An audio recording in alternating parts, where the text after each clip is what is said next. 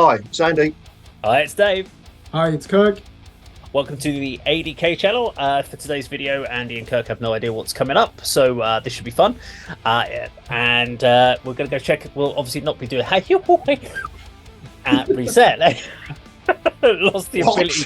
I lost the ability to a new ritual at the beginning where right, we're gonna Guess the wind instrument. Yeah, I'm doing some cure. There'll be no pausing during the video. There'll be no talking over the top of the video. We'll share all that at the end. You can enjoy it, we can enjoy it, and I can get my voice back before the end. Let's go check out today's video.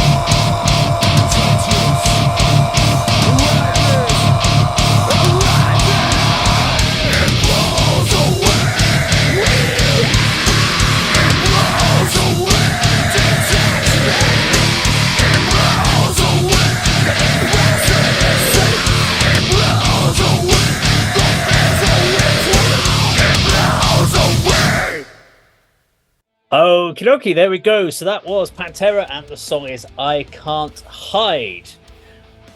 So, if have either of you heard that song before? No, I was going to say. No, I haven't. No. So that was off of their 101% Proof Live album, at the end of which there was 2 bonus tracks that were never released. So these were the bonus tracks, or this was one of the bonus tracks.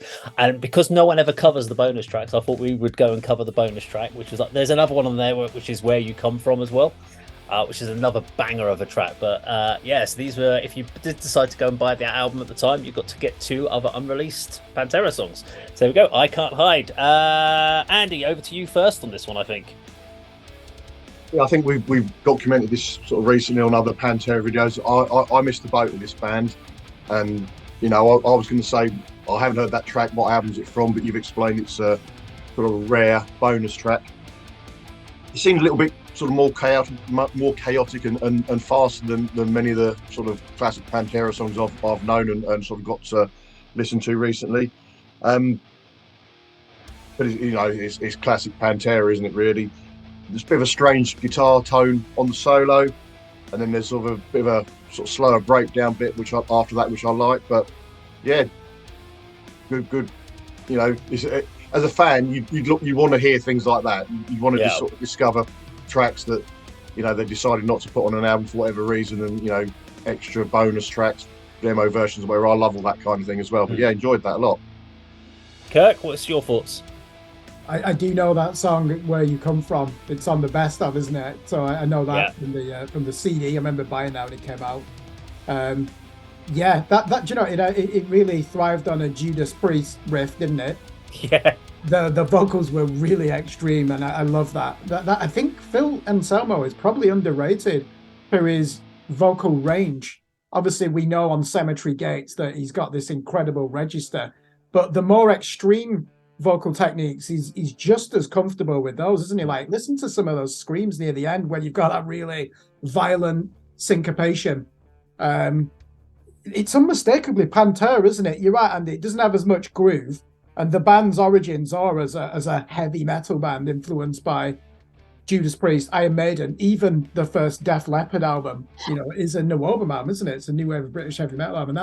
They're the origins of the band. Van Halen, obviously, big influence on Dimebag. Rex is playing like a punk bass line there, Dave. Would you agree? With the plectrum. Yeah. Yeah, it's just So you do have a bit of punk in there, don't you, as well? Great drum work.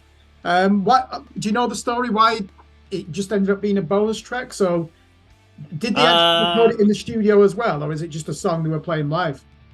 It wasn't something they've ever played live. It was just basically 2 new studio recordings. That's a studio recording, right?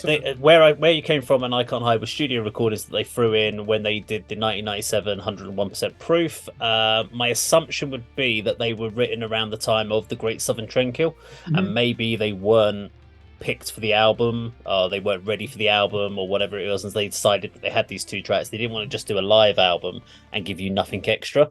They were like, let's put something extra. There's a little bonus, something special that you're not going to get on anything else.